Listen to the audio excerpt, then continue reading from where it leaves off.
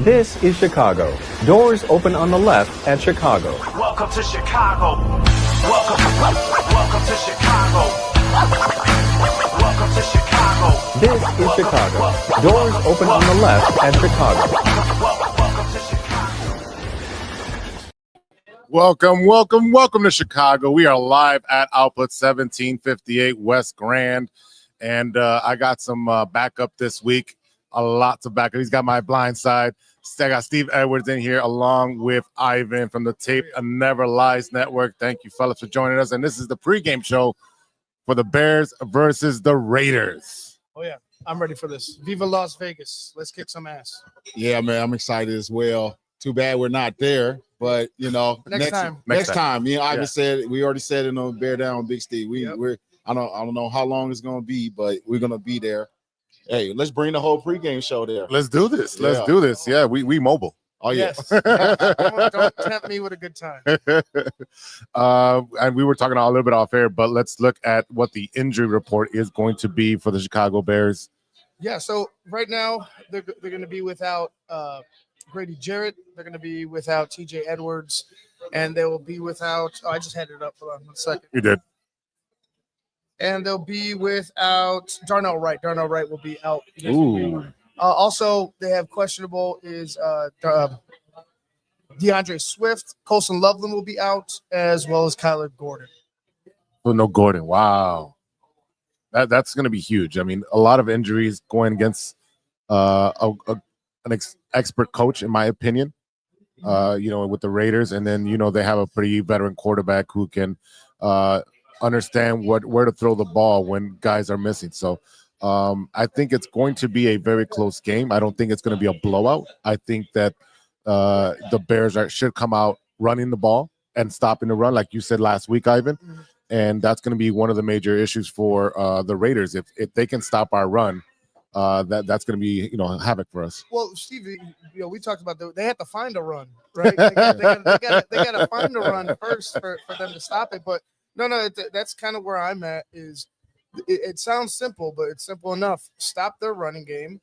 Don't allow them to get going in the play action, and that will alleviate the injuries in that secondary. You know, where our secondary is a little bit beat up, where our pass rush is struggling. So if we're able to shut down one facet of their game, I think it'll benefit us greatly in the long run. Also, it's, you know, again, on our side, we have to find a way to run the ball, Steve.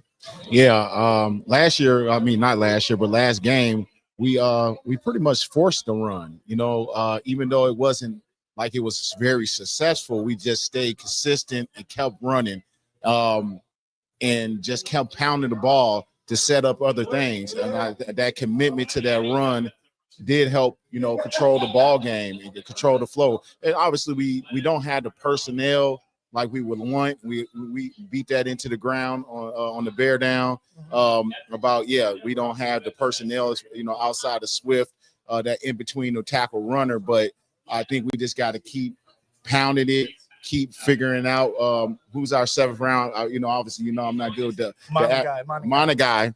We got to get him involved. He saw a little bit of him last week, and now Swift has a little questionable injury. So how well is he going to hold up? But at the end of the day, we have to be consistent. We have to be committed to it, and it helps set up everything. Regardless if you haven't had much success, you still can play action off of the run if you're staying committed to it, and gives you some, because they have to respect it. Right. And you hit the head on the head, right? Whatever that is. That's it. We started a little early. Obviously, Ben Johnson's offense is predicated on play action, which means you have to run the ball to draw in the defense. So that way you can go over the linebackers or over the DBs, right? You know what name is not on the inactives? Who's that? Mr. Concussion. Mr. Roshan Johnson is not on the injury report. So can we see a sighting this week? I hope he does something well, right? I hope he does well. I'm not just on special teams. Excited for it. Right. Not necessarily tackle on special teams. Yeah. I'm not going to get overly excited for it. Show me at this point. Like you have a lot to prove, Roshan Johnson, the franchise pillar.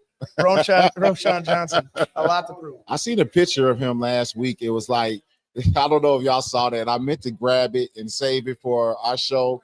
But he had that, obviously everybody knows he has that guardian cap Yep. on. And then he has that, I don't know, I still don't know what that thing guys put around their neck. It's like a It's horseshoe almost, yeah. like I don't know, some kind of neck protection. I meant to look that up and see, because I see people wearing that all over. But he had that, he had the guardian hat, and then his eyes are just like all twisted. I'm just like, this dude looks broken apart. Like here we are. Hey, get the ball to Roshan. Let's see him.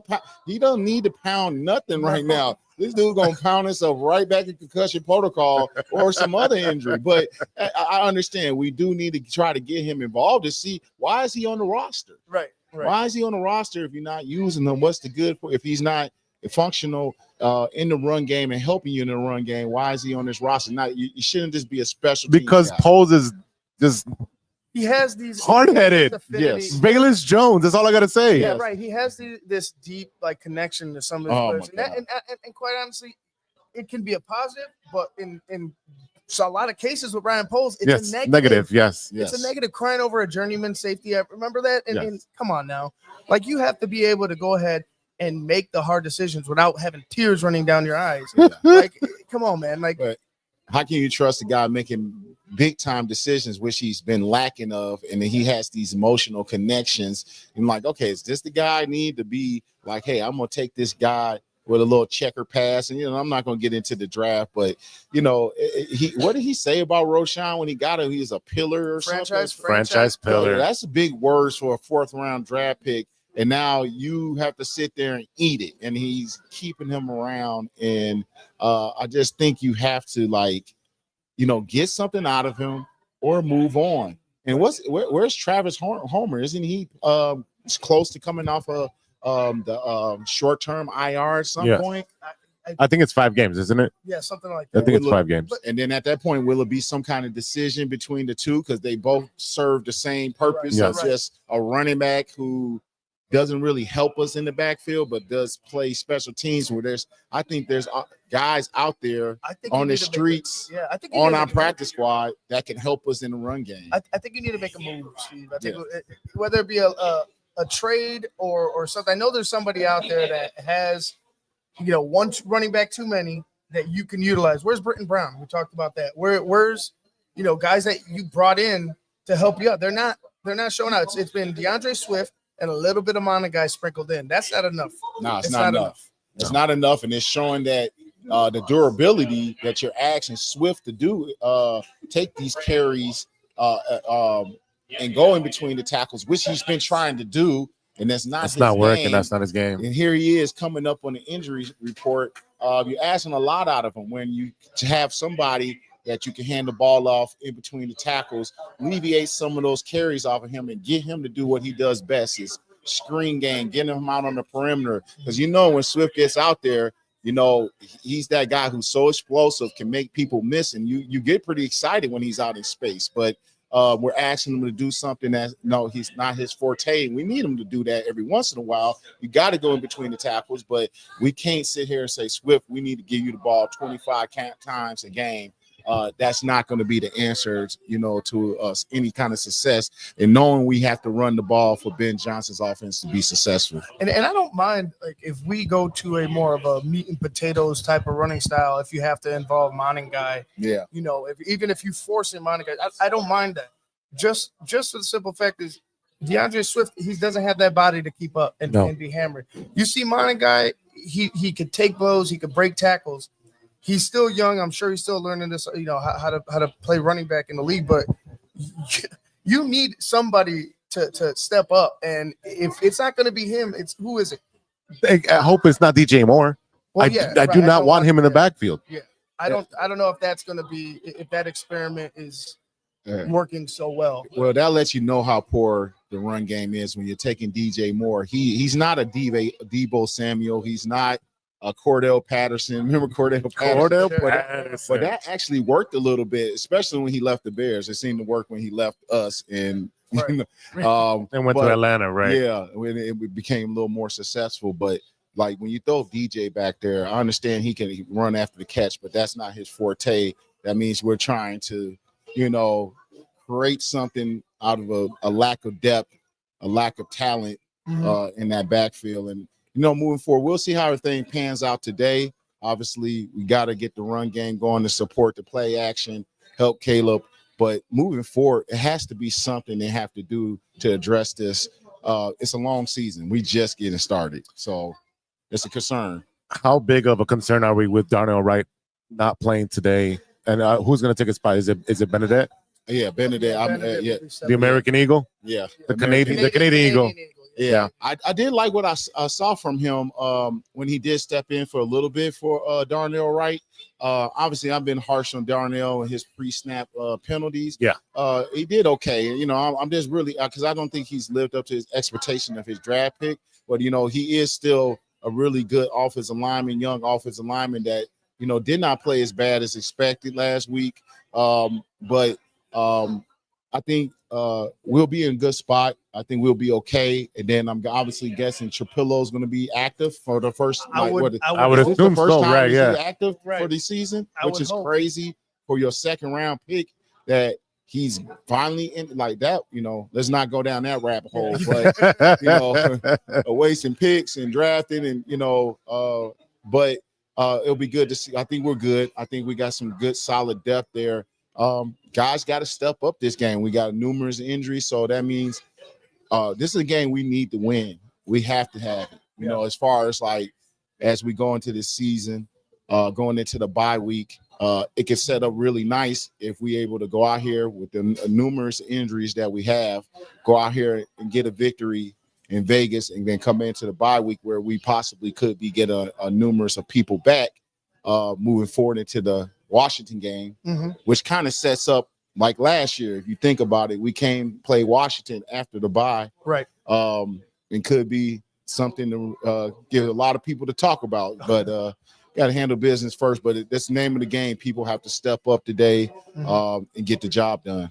Yeah, and I think Benedict is a perfect guy, I would say, to have an opportunity like this. Yeah, because he's been showing, not only in practice, not only in training camp, when he got the opportunity in the game. So this is an opportunity, and Steve said it right. Step up time. Who's going to answer the call? Is it going to be Theo Benedict? Would it, if it's not him, will the next guy be? Will it be Trapillo? Yeah. I don't care. Just somebody answer the call. You need to see people stepping up when things go wrong, because it's not always going to be a perfect situation. You know what I'm saying? So to see a guy like this, and hopefully he has a hell of a game. It'll give me hope in the depth. And some of the depth that we have on this team. And what we don't want to see is that offensive line carousel that we've seen so many times with the Chicago Bears. Yeah. And then that ends up hurting our quarterback play and ends up losing games for us. So that's what we don't want the next guy to step up and actually take that mantle and run with it. Another issue I would say is Colston Loveland has started getting involved with the offense. Now he's out. And how big is that going to affect us now that you have Cole Kmet not going to be? Is he just going to be blocking, or are we going to use the? No, they got Dylan Smythe as well. Smythe. Yes, right? Smythe. So I mean, they're still going to use. They're still going to pass. They're still going to go to their tight ends. But to be honest with you, I don't see it being a huge negative, because we didn't see him really making an impact for the past 3-4 games. You know what I'm saying? Yeah. So what negative is it? It sucks that he's young and he's not out there, because we need to see what he can do. But as far as a negative to the game or the game plan, I don't see it as a negative. You weren't even utilizing him in the first place. Yeah, you hit it right on the head. I was going to, before Ivan grabbed it was right on the head. He hasn't really had an impact. I think the biggest thing is we're waiting to see him have an impact. And here's another opportunity down where here's your top, your 10th pick. Hurt came in, drafted hurt, and it's continuously to be hurt. That's a concern. You know what I mean? We talk about when I'm going to dab in on polls a little bit every time we talk, because you can't help but to talk about polls, because these situations are just in our face where you continuously draft guys or sign guys who have injury history, and then they show up and that injury bites us in the and here we are. And I'm hoping you got to be hopeful, because this is that he gets through these injuries, but it's disappointing that he's not going to be in there. But I think we're prepared because he hasn't even been there really for us. Right. And Cole has been the number one tight end so far in this offense. So obviously you would love to have him on the field because he brings some element.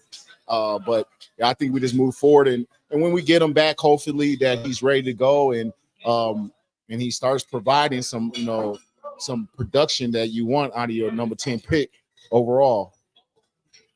I'm looking at the inactives for the Raiders, and they've got a couple of injuries. A couple of players not playing. Zamir White, running back.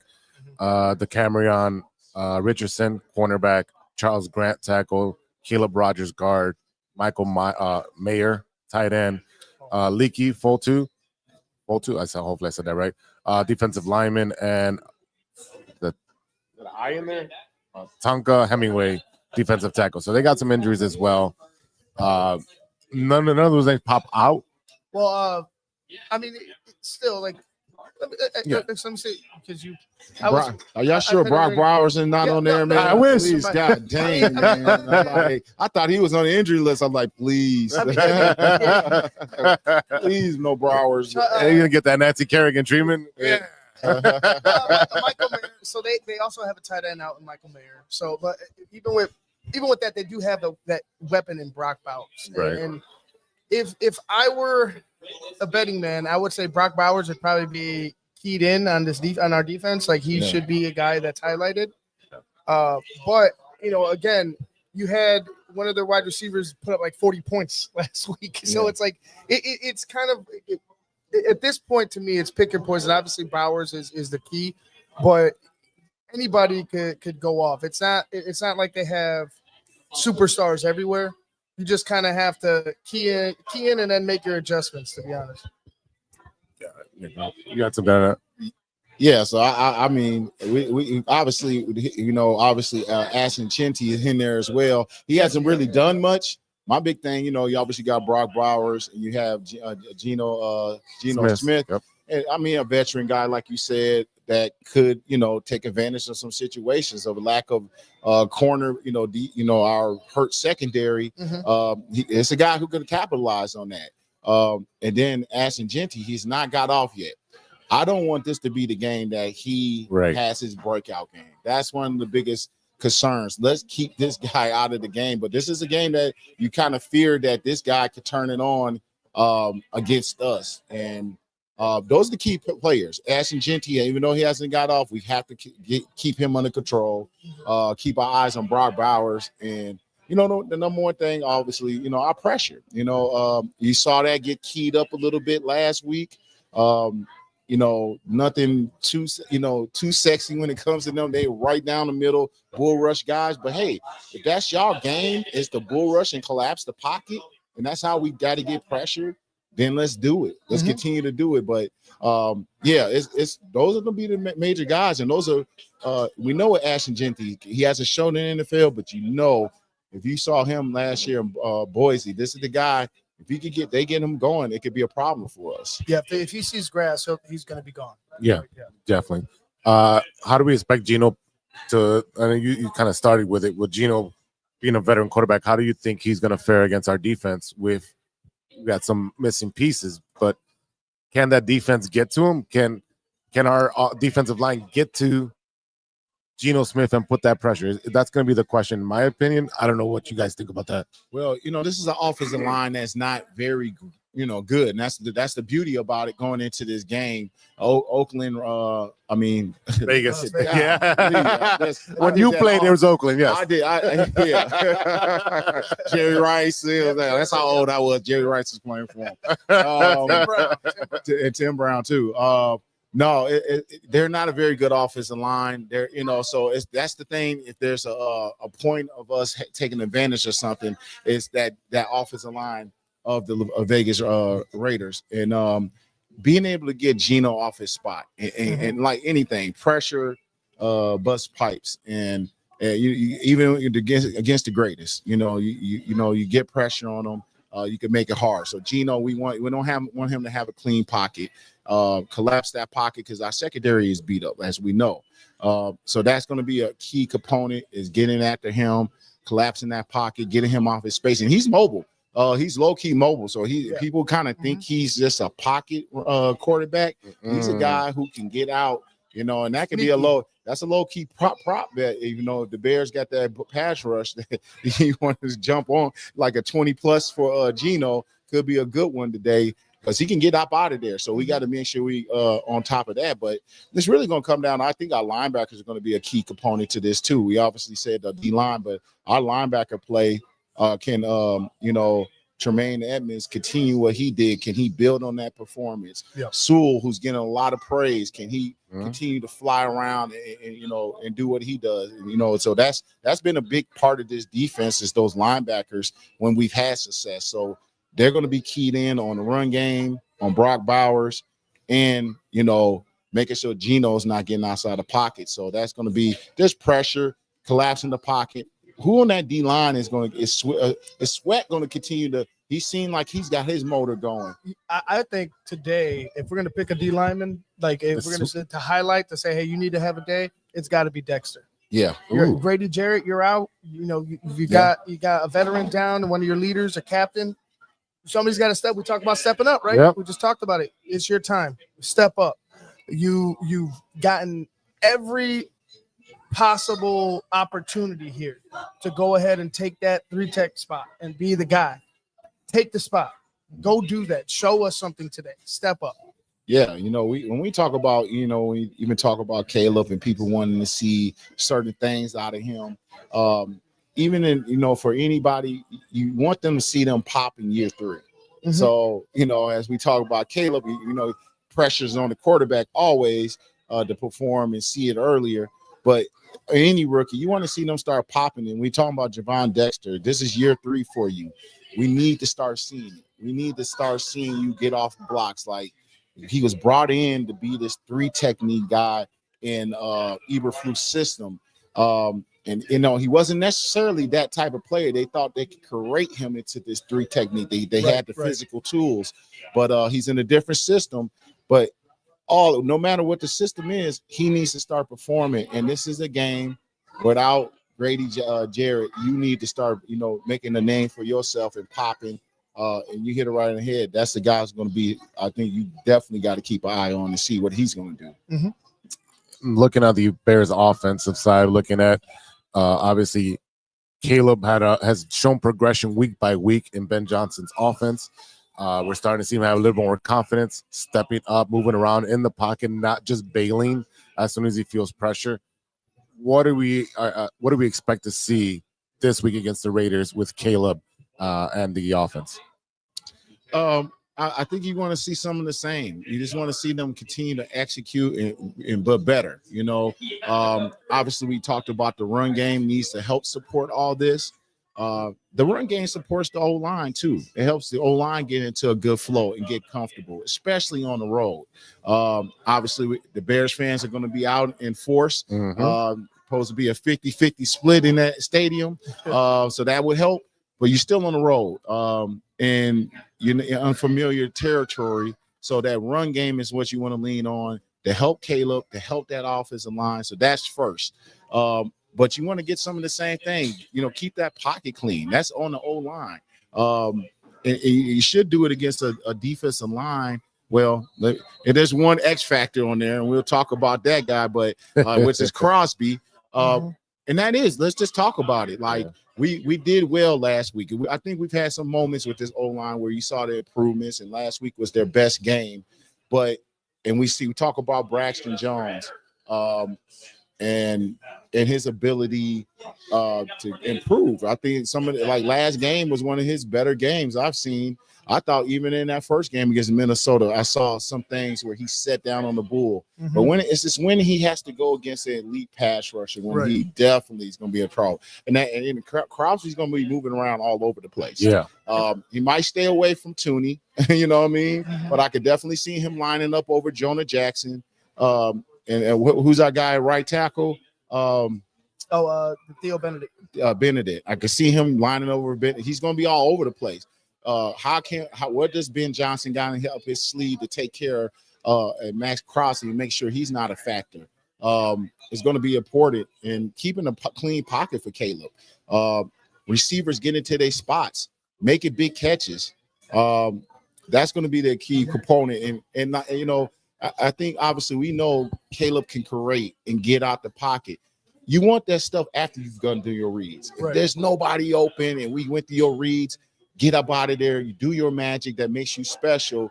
But when there's something there and you got to sit in there for a half a second longer, but you have identified and you can make those throws, I think those are the key components with Caleb that we want to see get better. And we saw the glimpses of it last week, but it was with a clean pocket. Yeah. So it's going to be interesting. Can they keep a clean pocket? And when it does break down, can Caleb stay in there and deliver the strikes, especially when somebody's wide open, and getting it to receivers and letting them do their thing. But Ben Johnson does a great job in getting people open and routing people open and scheming people open. So that's going to be something, how this thing progresses. I'm optimistic that we can get there, but it's going to be a concern on the O-line versus that Raiders. And there's only one guy that could be, and that's all you need, that can make the X factor that gets that group going. And we can neutralize Crosby somehow, identify where he's at, and take care of him, slide to him, send running backs that way. That can definitely be beneficial to keeping a clean pocket. And if Caleb can stay in there, I think he'll have success today. I expect a lot of misdirection. I expect them to go. Yeah. I expect a lot of chipping on Crosby. Obviously, Cole Kmet's going to be a big factor in this. Both tight ends, running backs, everybody's got to be a factor in taking care of Max Crosby because, like Steve said, he will wreck the game. Yeah, he can wreck the game. Yeah. It all it takes is one dude. One assignment missed and he strip sack fumbled, and now all of a sudden you're in a bad position on your defense. It only takes one play. So I expect a lot of misdirection, keeping him off balance, keeping him guessing on what's going on, and I expect a lot of chipping on Max Crosby. Absolutely. When I was just thinking about the game plan also. The beauty about Ben Johnson we saw last week was the ability to get those special plays in there. And I talk about it. I kind of try to use that in my youth football game yesterday. I have a load of special plays, and we're not having the greatest season. So I said, man, I'm unloading them. I try to take something out of Ben Johnson's book where I'm showing these things early. So it has you thinking. He had yet to really show any special plays until last week. And now he came out and did that.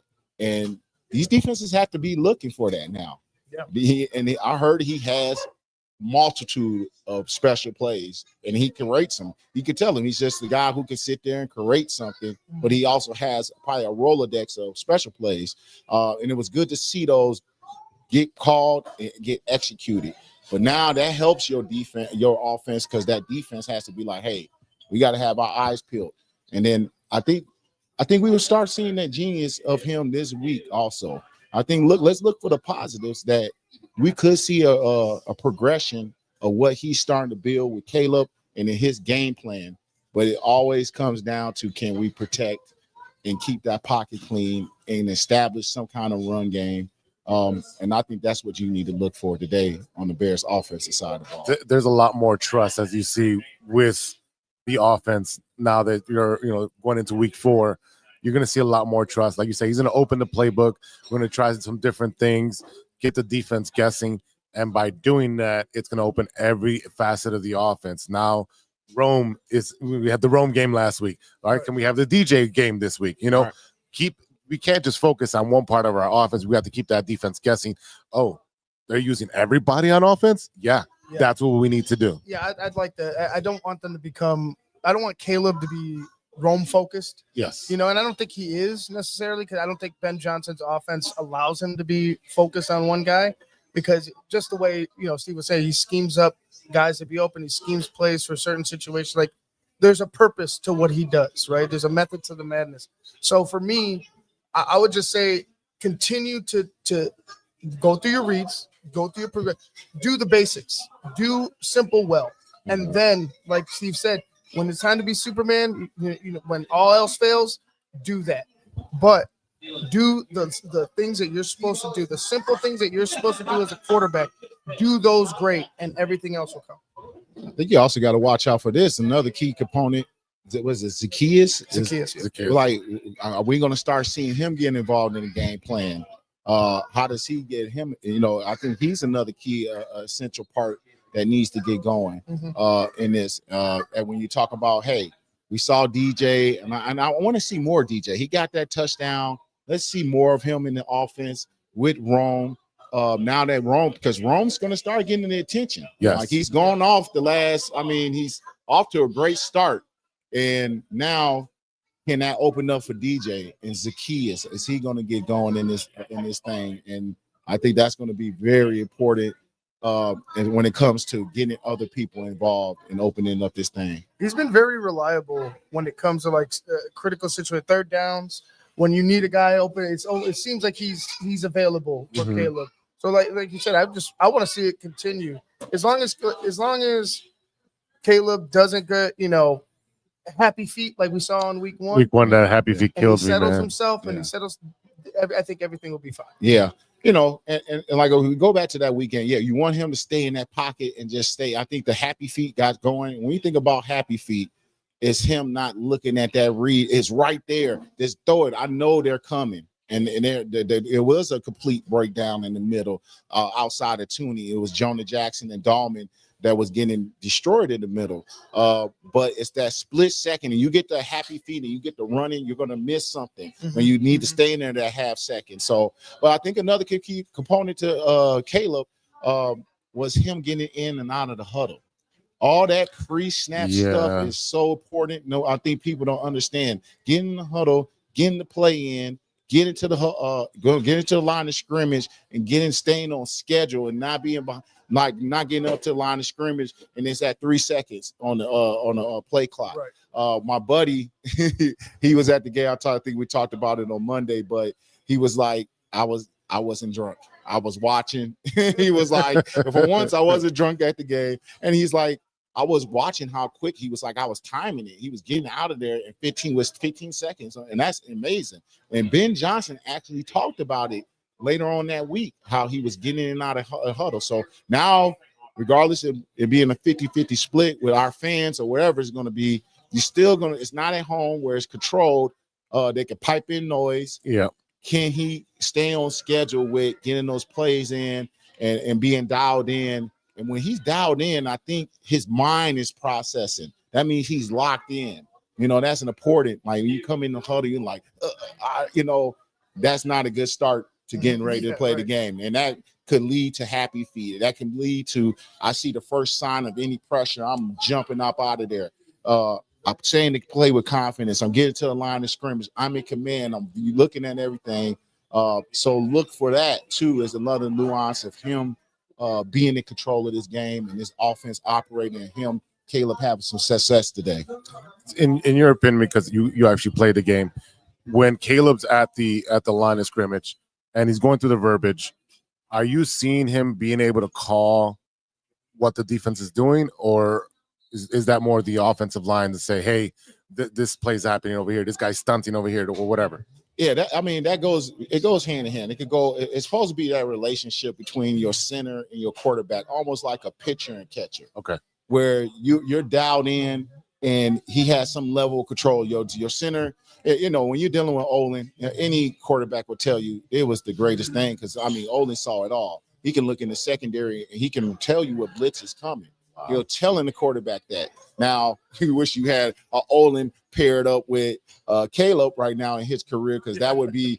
I don't know how Dahlman is. I think he, obviously he's a good player. I'm guessing he's a smart guy. I don't know if he's on the level of Olin Cruz with just seeing things and teach. And then Olin would have taught Caleb, like, hey, come here, let me teach you. That's the type of guy Olin was, and that's why I think he's a Hall of Famer at that position. But it's supposed to be that relationship. You hope he gets to that point. But until then, you might have your center be the guy who points that stuff out, recognizes that stuff, and helps him along. With him being a veteran who's actually seen more snaps, he should be able to say, hey, Caleb, change the play, or change, right, move to the right, move the play to the right, or whatever. This comes with experience. This comes through trust. You got a new center, you got a new coach, you got a new offense. It's a lot for Caleb to process, and the fact that he's speeding up his process in game 3 now to game 4, it's a lot of improvement. Yeah. The corrections, like you said, we talked about week 1 with the feet, that got corrected in week 2. Right away. Week 3, he started, he started to hit his checkdowns a little bit more. He started being a little more comfortable in the pocket. He didn't just bail out of the pocket when pressure came. He stepped up, tried to, move back in, come back into the pocket and set himself up for a throw. So I think it's just we're going to see it week to week. We just need to be patient as a fan base. Like I said before, temper your expectations. Don't think that every week we're winning or losing the Super Bowl, because that's how I feel every single week. Absolutely. We're winning or losing the Super Bowl. That's Chicago. That's Chicago fans, man. We're very dramatic. That's the psychology. I've identified it. I talked about my Howard. He's exhibit number one for me when it comes to a Bears fan attitude.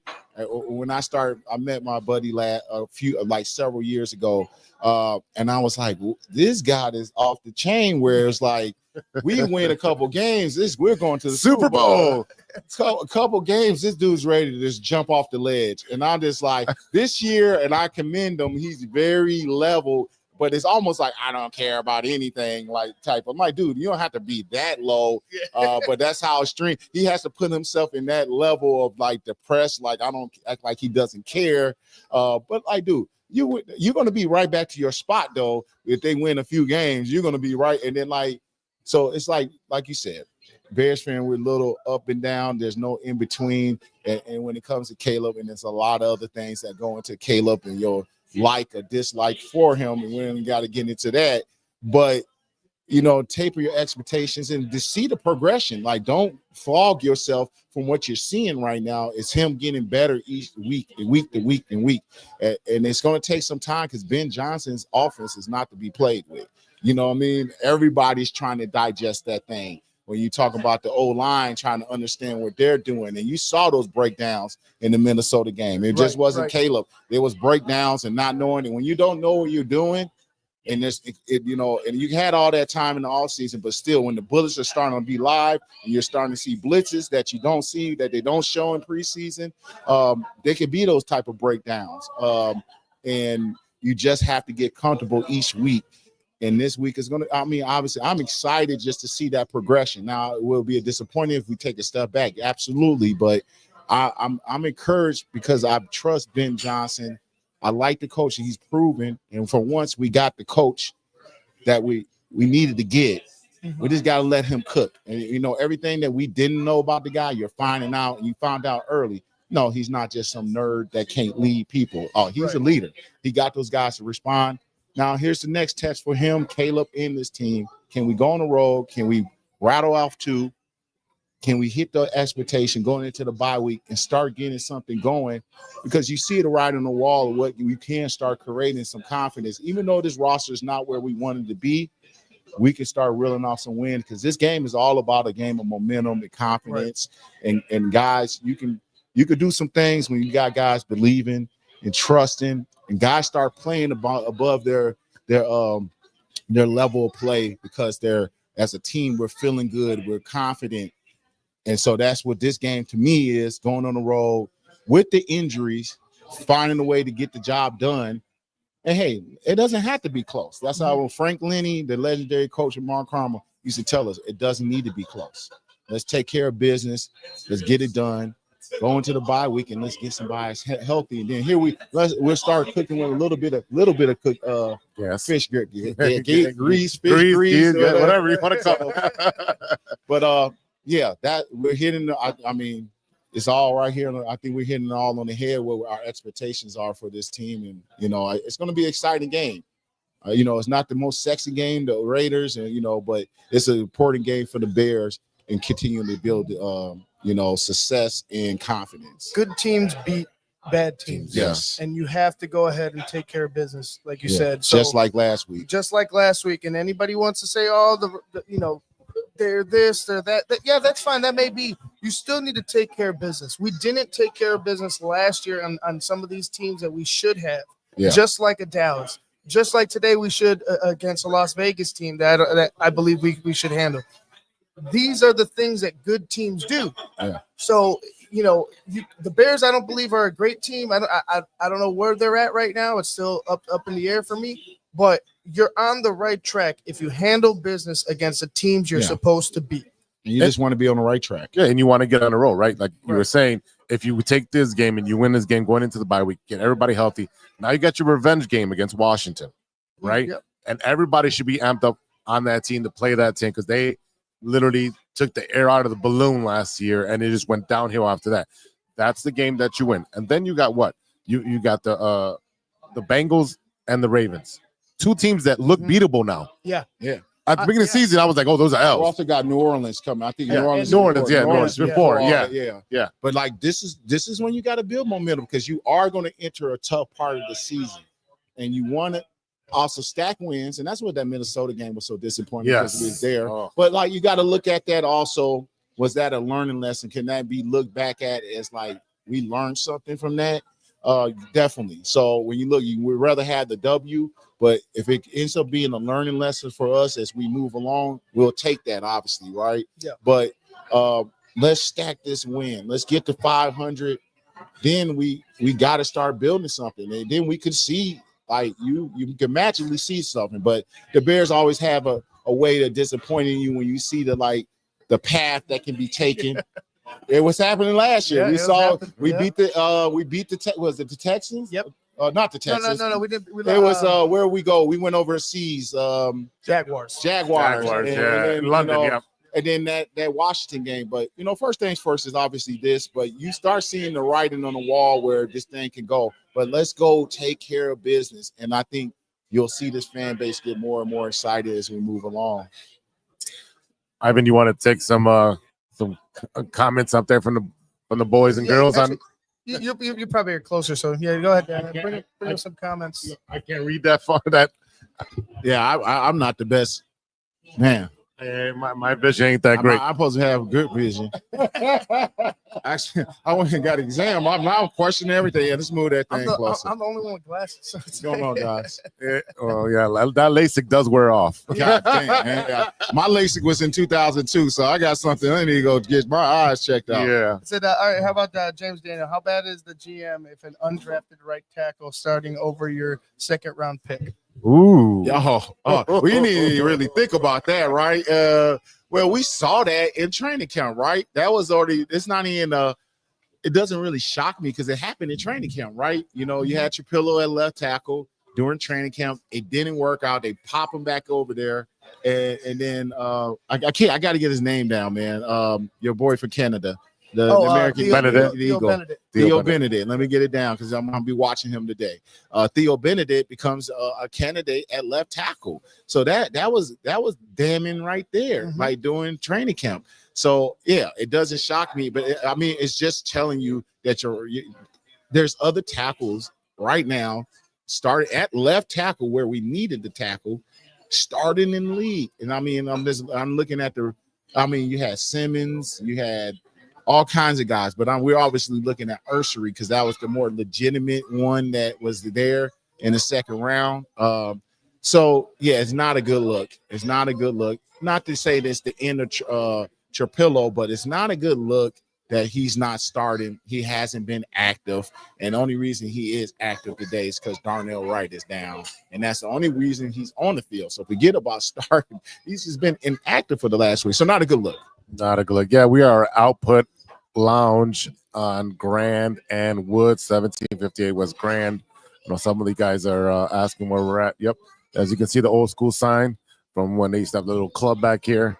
It's still there, still hanging. It's probably the only club. I can see it now. I can kind of see you got the bar over here. This used to be a stage, right? There used to be a stage, and the DJ booth was back here. So, okay. Oh yeah. It used to be jumping back in the day. Oh man, there used to be windows. Ain't no windows no more. No more. Any other things we got up at? I don't know. I think let me see. A couple more. Yeah, hey man, pop up any questions. How about that? Anybody got anything? Throw them down as we are we getting close to action? What time? Actually, we should go into the picks into our picks and predictions. Picks and predictions. Yeah. I think now with these injuries, I'm still gonna pick a Bears victory. And I'm gonna go with 31-27 Bears. I think Caleb has to pull it out in the fourth quarter. But it'll be a Bears victory. Yeah, I'm gonna go Bears. how about I do this? I'm gonna go Bears 28. Okay.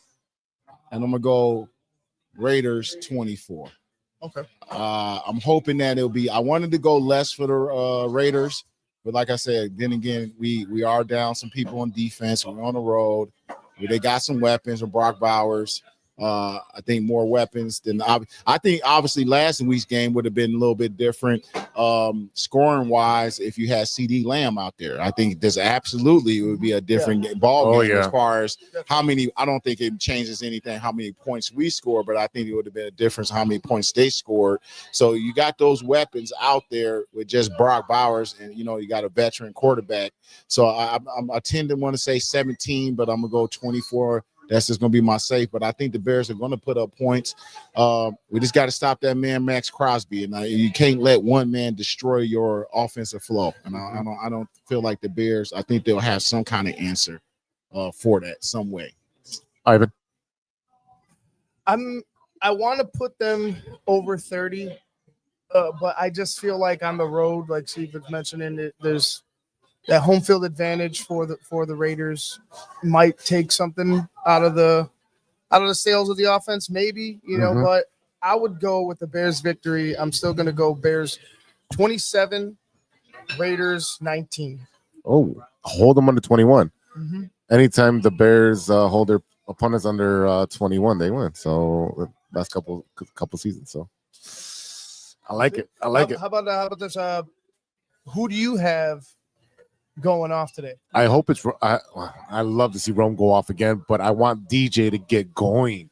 I need DJ to be the superstar that we're paying him to be.